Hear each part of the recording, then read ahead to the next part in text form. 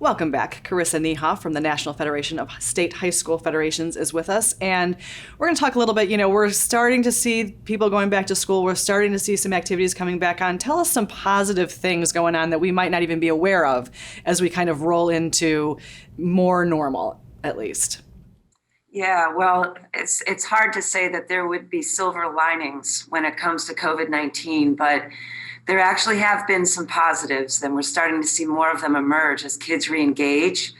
We've seen research come out that shows how mentally and emotionally kids have been impacted by being disengaged from school and activity. So when we see them going back to learning, back to activities, especially sports and clubs, we see them re-engage in life. They start to feel better. They become more physically active. They're with their friends again. They're with their supportive environments. And they start to experience a little bit of the normalcy that they've been craving for now what's been a calendar year. Right.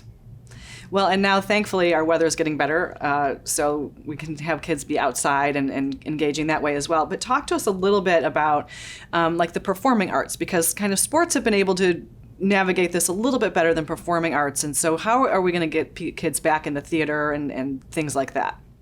Yeah, well, that's a great question. One of the things that the performing arts did very well right out of the gate was apply some creativity to the use of technology platforms. So we actually had choir competitions, speech and debate competitions that were done virtually, music events that were done virtually. But as you said, we've got to bring them back together live. So we're learning a lot about aerosol spread and how we can implement some risk mitigation strategies with instruments.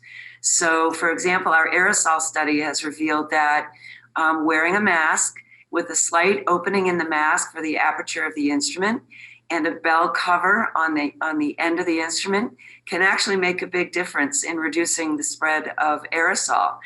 And by being able to play or sing socially distanced, by keeping practices abbreviated to 30 minutes or less, and then making sure you have good ventilation in the band and choir and theater venues, I think we can bring kids back. And if they're masked and they're distanced, we'll see what we've seen in the communities, that where those things take place, there's a very low risk of spread of COVID-19.